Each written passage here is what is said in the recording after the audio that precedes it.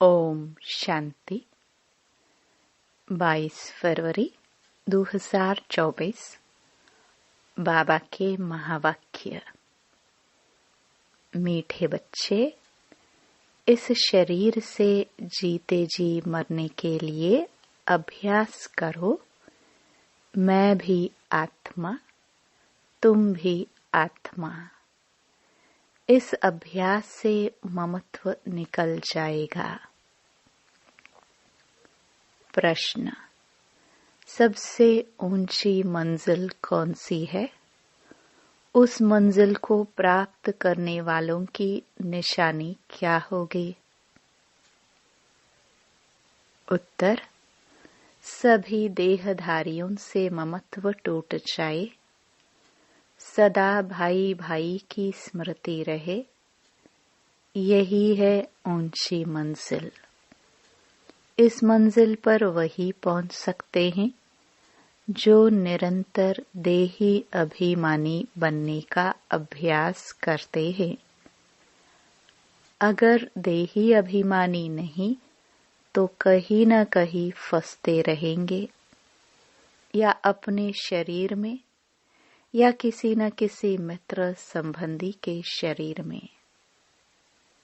उन्हें कोई की बात अच्छी लगेगी या कोई का शरीर अच्छा लगेगा।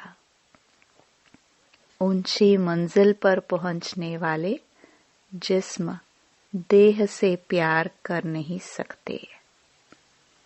उनका शरीर का भान टूटा हुआ होगा। ओम शांति। रूहानी बाप रूहानी बच्चों को कहते हैं, देखो, मैं तुम सभी बच्चों को आप समान बनाने आया हूँ। अब बाप आप समान बनाने कैसे आएंगे? वह है निराकार।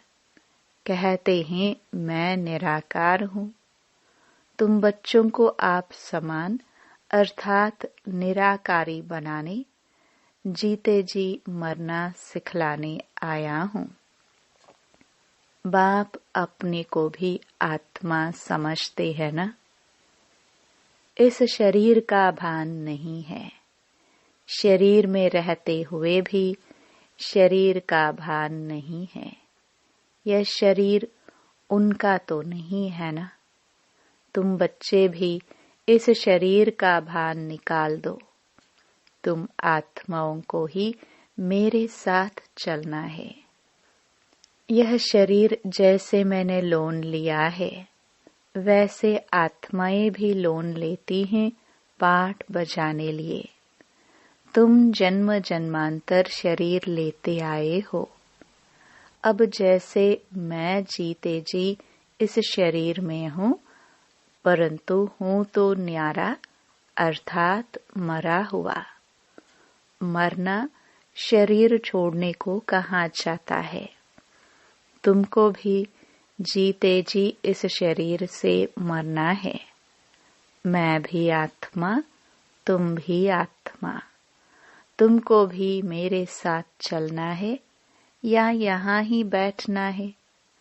तुम्हारा इस शरीर में जन्म जन्मांतर का मोह है।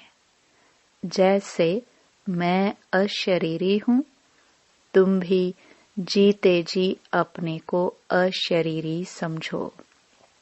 हमको अब बाबा के साथ जाना है। जैसे बाबा का यह पुराना शरीर है, तुम आत्माओं का भी यह पुराना शरीर है। पुरानी जूती को छोड़ना है। जैसे मेरा इसमें ममत्व नहीं है, तुम भी इस पुरानी जूती से ममत्व निकालो। तुमको ममत्व रखने की आदत पड़ी हुई है। हमको आदत नहीं है। मैं जीते जी मरा हुआ हूँ। तुमको भी जीते जी मरना है। मेरे साथ चलना है, तो अब यह प्रैक्टिस करो। शरीर का कितना भान रहता है, बात मत पूछो।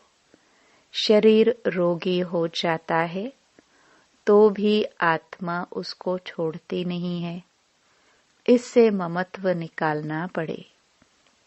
हमको तो बाबा के साथ जाना जरूर है। अपने को शरीर से न्यारा समझना है। इसको ही जीते जी मरना कहा जाता है। अपना घर ही याद रहता है। तुम जन्म जन्मांतर से इस शरीर में रहते आए हो, इसलिए तुमको मेहनत करनी पड़ती है। जीते जी मरना पड़ता है। मैं तो इसमें आता ही टेम्पररी हूँ, तो मरकर चलने से अर्थात अपने को आत्मा समझकर चलने से कोई भी देहधारी में ममत्व नहीं रहेगा।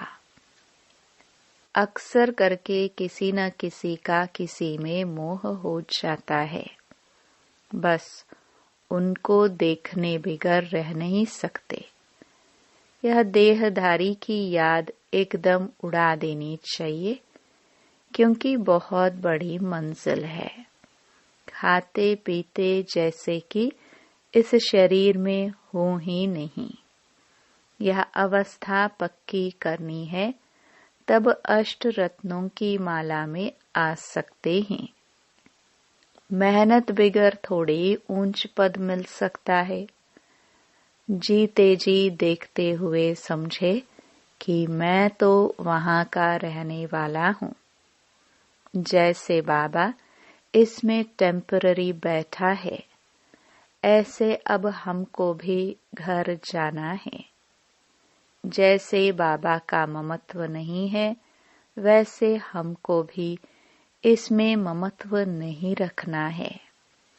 बाबा को तो इस शरीर में बैठना पड़ता है, तुम बच्चों को समझाने लिए।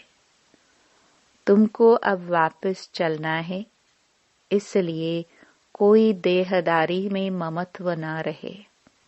यह फलानी बहुत अच्छी है, मीठी है, आत्मा की बुद्धि जाती है ना। बाप कहते हैं शरीर को नहीं, आत्मा को देखना है। शरीर को देखने से तुम फंस मरेंगे। बड़ी मंजिल है। तुम्हारा भी जन्म जन्मांतर का पुराना ममत्व है। बाबा का ममत्व नहीं है, तब तो तुम बच्चों को सिखलाने आया हूँ। बाप खुद कहते हैं मैं तो इस शरीर में नहीं फंसता हूँ, तुम फंसे हुए हो। मैं तुमको छुड़ाने आया हूँ। तुम्हारे 84 जन्म पूरे हुए, अब शरीर से भान निकालो। देही अभिमानी होकर न रहने से तुम कहीं न कहीं फंसते रहेंगे। कोई की बात अच्छी लगेगी, कोई का शरीर अच्छा लगेगा, तो घर में भी उनकी याद आती रहेगी। जिस्म पर प्यार होगा तो हार खा लेंगे। ऐसे बहुत खराब हो जाते हैं। बाप कहते हैं स्त्री पुरुष का संबंध छोड़ अपने को आत्मा समझो। यह भी आत्मा, हम भी आत्मा। आत्मा समझते समझते शरीर का भान निकलता जाएगा। बाप की याद से ही विकर्म भी विनाश होंगे। इस बात पर तुम अच्छी तरह से विचार सागर मंथन कर सकते हो। विचार सागर मंथन करने बगैर तुम उछल नहीं सकेंगे। यह पक्का होना चाहिए कि हमको बाप के पास जाना है जरूर। मूल बात है याद की। 84 का चक्र पूरा हुआ, फिर शुरू होना है। इस पुरानी देह से ममत्व नहीं हटाया तो फंस पड़ेंगे, या अपने शरीर में या कोई मित्र संबंधी के शरीर में। तुमको तो किससे भी दिल नहीं लगानी है। अपने को आत्मा समझ बाप को याद करना है। हम आत्मा भी निराकार, बाप भी निराकार। आधा कल्प तुम भक्ति मार्ग में बाप को याद करते आए हो ना। हे प्रभु कहने से शिवलिंग ही सामने आएगा। कोई देहधारी को हे प्रभु कह ना सके। सभी शिव के मंदिर में जाते हैं, उनको ही परमात्मा समझ पूजते हैं। ऊंचे से ऊंचा भगवान एक ही है। ऊंचे से ऊंचा अर्थात परम धाम में रहने वाला। भक्ति भी पहले अव्यभिचारी होती है एक की, फिर व्यभिचारी बन जाती है। तो बाप बार बार बच्चों को समझाते हैं कि तुमको ऊंच पद पाना है तो यह प्रैक्टिस करो, देह का भान छोड़ो। सन्यासी भी विकारों को छोड़ते हैं ना। आगे तो सतो प्रधान थे, अभी तो वह भी तमो प्रधान बन पड़े हैं। सतो प्रधान आत्मा कशिश करती हैं, अपवित्र आत्माओं को खींचती हैं, क्योंकि आत्मा पवित्र है।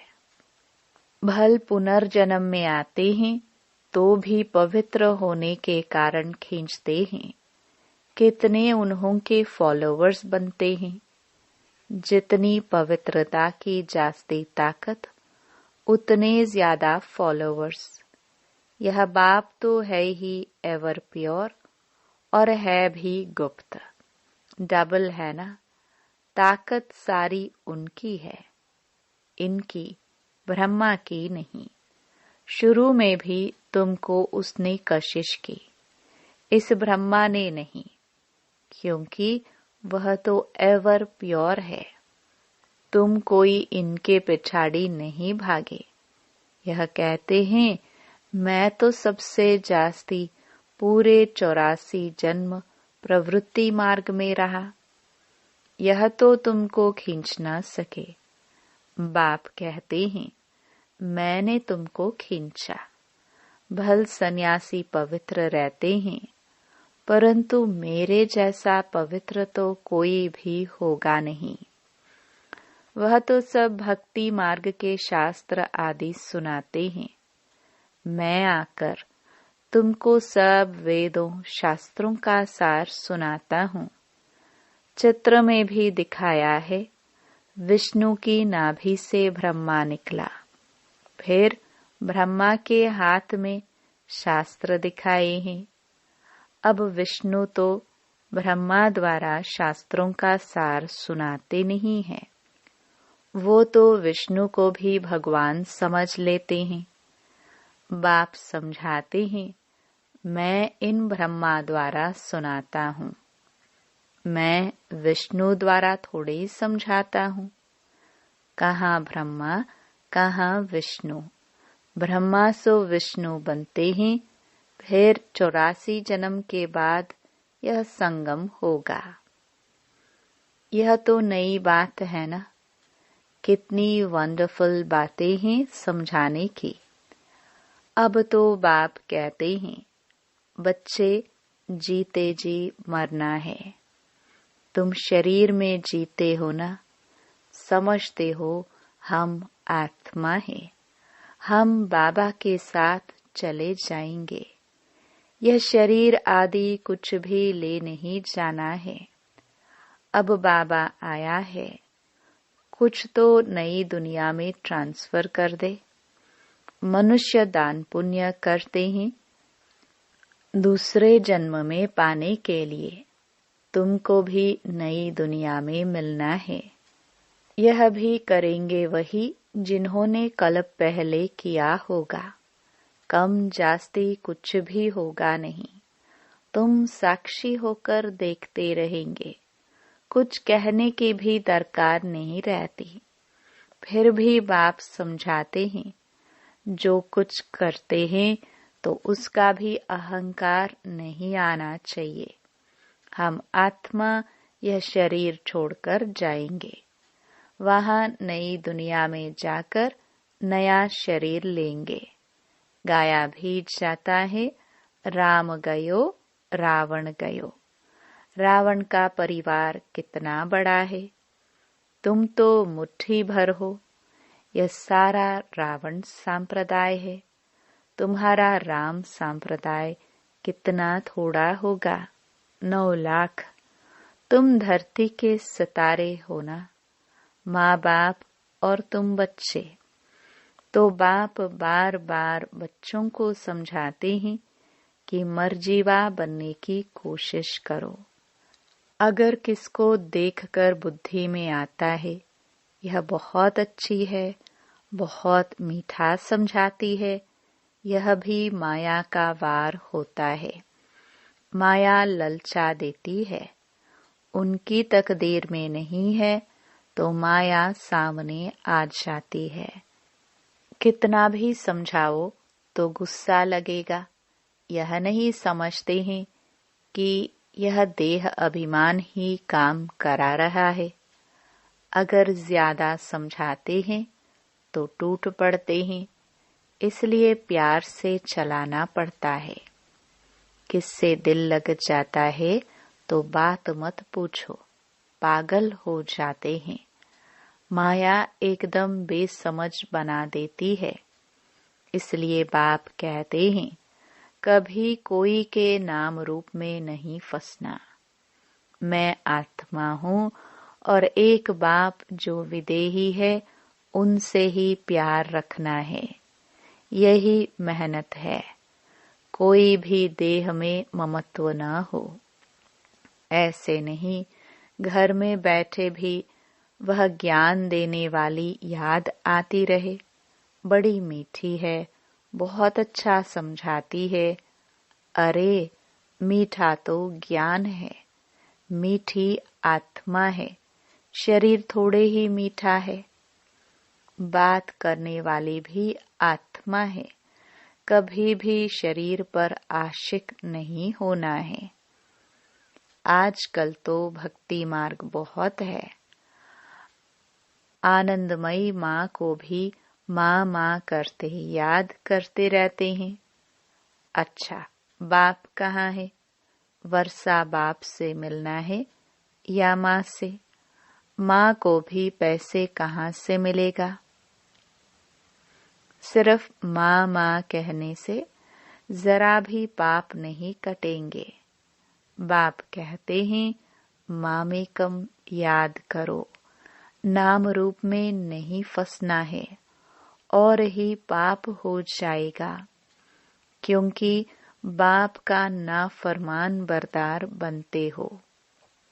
बहुत बच्चे भूले हुए हैं। बाप समझाते हैं मैं तुम बच्चों को लेने आया हूँ, सो जरूर ले जाऊंगा, इसलिए मेरे को याद करो। एक मुझे याद करने से ही तुम्हारे पाप कटेंगे। भक्ति मार्ग में बहुतों को याद करते आए हो, परंतु बाप बगैर कोई काम कैसे होगा? बाप थोड़ी कहते हैं माँ को याद करो। बाप तो कहते हैं मुझे याद करो, पतित पावन मैं हूँ। बाप के डायरेक्शन पर चलो। तुम भी बाप के डायरेक्शन पर औरों को समझाते रहो। तुम थोड़े ही पतित पावन ठहरे, याद एक को ही करना है। हमारा तो एक बाप, दूसरा न कोई। बाबा, हम आप पर ही वारी जाएंगे। वारी जाना तो शिव बाबा पर ही है और सबकी याद छूट जानी चाहिए। भक्ति मार्ग में तो बहुतों को याद करते रहते हैं। यहाँ तो एक शिव बाबा, दूसरा न कोई। फिर भी कोई अपनी चलाते हैं तो क्या गति सदगति होगी? मूंझ पड़ते हैं, बिंदी को कैसे याद करे? अरे तुमको अपनी आत्मा याद है ना? कि मैं आत्मा हूँ, वह भी बिंदी रूप ही है, तो तुम्हारा बाप भी बिंदी है। बाप से वर्षा मिलता है, माँ तो फिर भी देहदारी हो जाती है। तुमको विदेही से ही वर्षा मिलना है, इसलिए और सब बातें छोड़ एक से बुद्धि योग लगाना है। अच्छा, मीठे मीठे सिखिलदे बच्चों प्रति माता पिता बाप दादा का याद प्यार और गुड मॉर्निंग। रूहानी बाप की रूहानी बच्चों को नमस्ते। धारणा के लिए मुख्य सार। पहला, शरीर का भान खत्म करने के लिए चलते फिरते अभ्यास करना है, जैसे कि इस शरीर से मरे हुए हैं, न्यारे है, शरीर में है ही नहीं। बिगर शरीर आत्मा को देखो। दूसरा, कभी भी किसी के शरीर पर तुम्हें आशिक नहीं होना है। एक विदेही बाप से ही प्यार रखना है, एक से ही बुद्धि योग लगाना है। वरदान, सेवा और स्व पुरुषार्थ के बैलेंस द्वारा ब्लेसिंग प्राप्त करने वाले कर्म योगी भव।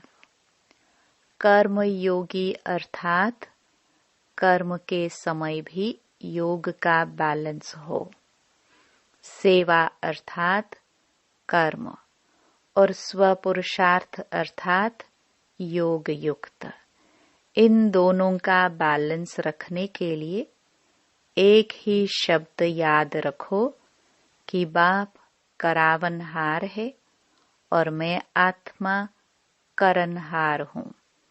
यह एक शब्द बैलेंस बहुत सहज बनाएगा और सर्व की ब्लेसिंग मिलेगी। जब करनहार के बजाय बाप को करावनहार समझ लेते हो तो बैलेंस नहीं रहता और माया अपना चांस ले लेती है। स्लोगन, नजर से निहाल करने की सेवा करनी है तो बाप दादा को अपनी नजरों में समा लो। ओम शांति।